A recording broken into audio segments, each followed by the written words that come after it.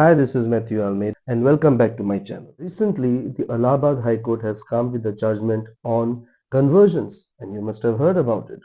So I thought, why not discuss on this topic? But one video will not be enough. We will have to do ample of videos through which we will have to understand the whole concept of why Christians go and preach to others, why they ask them to convert, why they ask them to get baptized, why they ask them to accept Jesus and reject any other gods or deities. So this is what I thought is very, very important now. We also need to see what are the myths and what are the facts around this something called conversion factory. Well, recently the Allahabad High Court has passed a judgment regarding conversions and has made this remark which has created a buzz on the internet. The High Court of Allahabad said that if mass conversions like this continue, then majority will become minority. Well, given the individual freedom to choose whatever religion you want to is a fundamental constitutional right. The court may have its own view and its own reasons, but keeping the legal things aside, we are faced with one question today, and that is, how did Christianity come to India? A lot of people have asked me to answer about this, even though there are a lot of videos and a lot of historians who have spoken on this topic. However, what is missing or what they don't find is the detailed record of evidences based on which it is proven that Christianity arrived in India in the first century. Some people even actually discard this very theory which proposes that Saint Thomas actually came to India in the first century and Christianity has been there in India from the first century itself or 2000 years ago itself.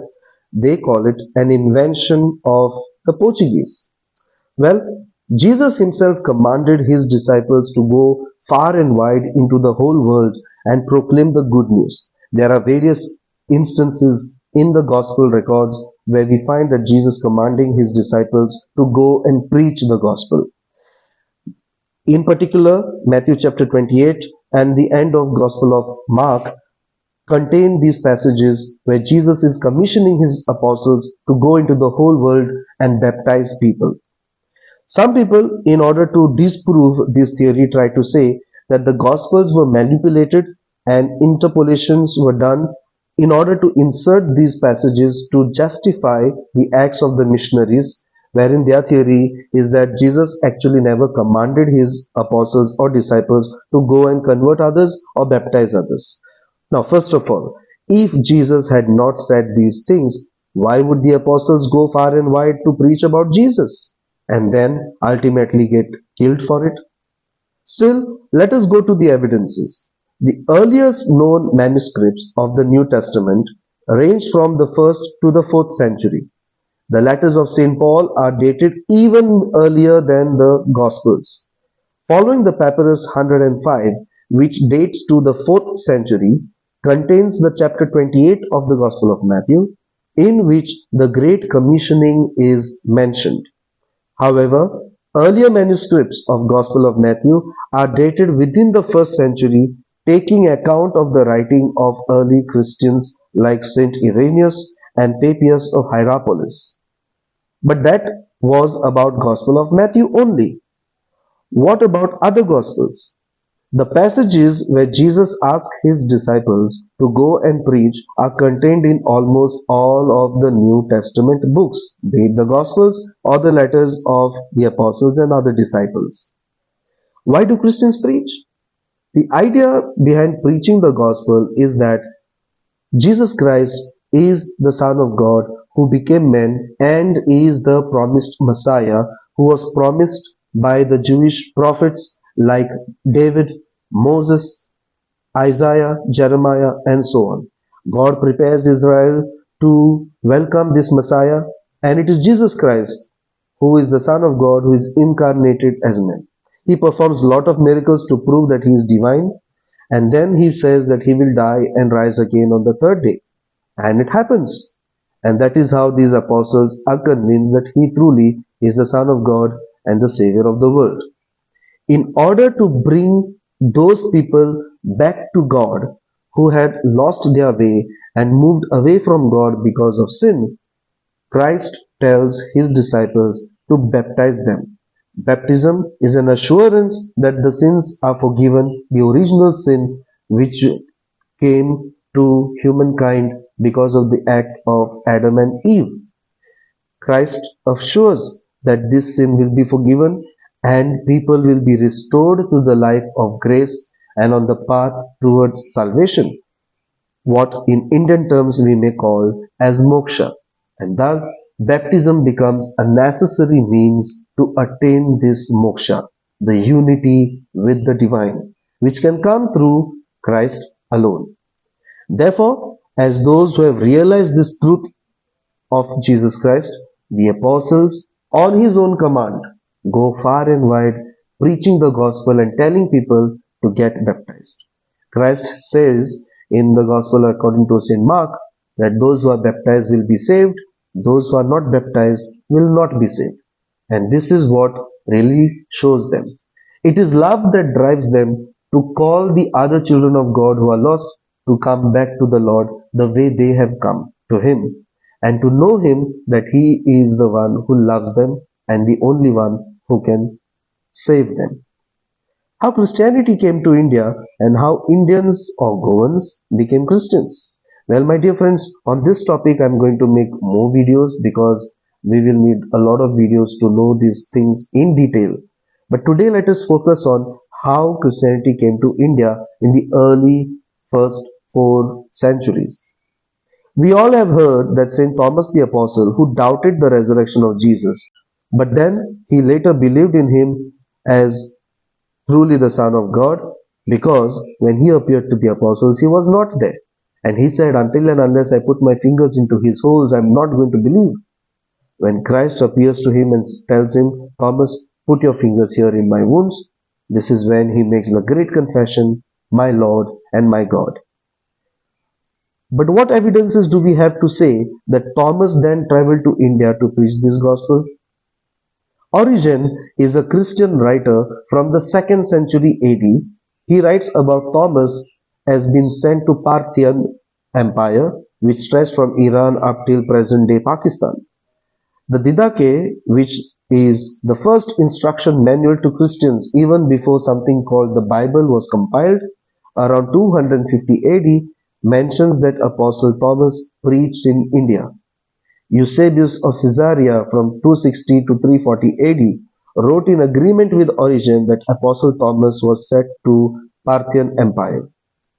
Early Christian writing called Acts of Thomas, dated in the 1st century, talks about the works and miracles of St. Thomas in India, and there are much more evidences. The tomb of St. Thomas, the apostle, is at Mylapore itself and is a great reminder that he was here in India. This is a place where it is believed that he was martyred or killed by the Raja of Mylapore. The Indian tradition of Palayur in Kerala has an amazing evidence.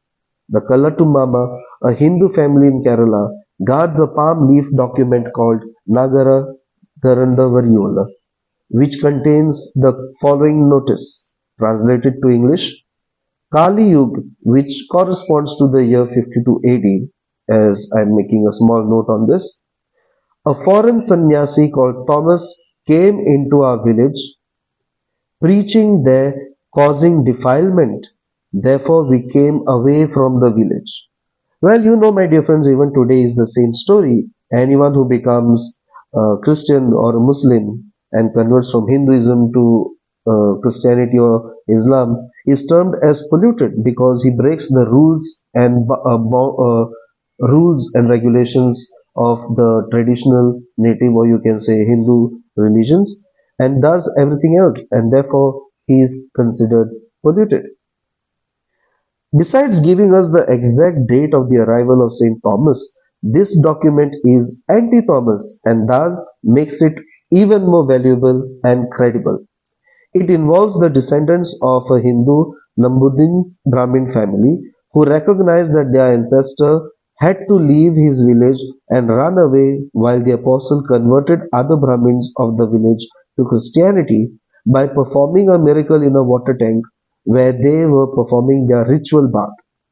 In 1945, the ASI had excavated a Roman site at Arekamidu, where certain Roman bricks were made in the 1st century and were not made after that.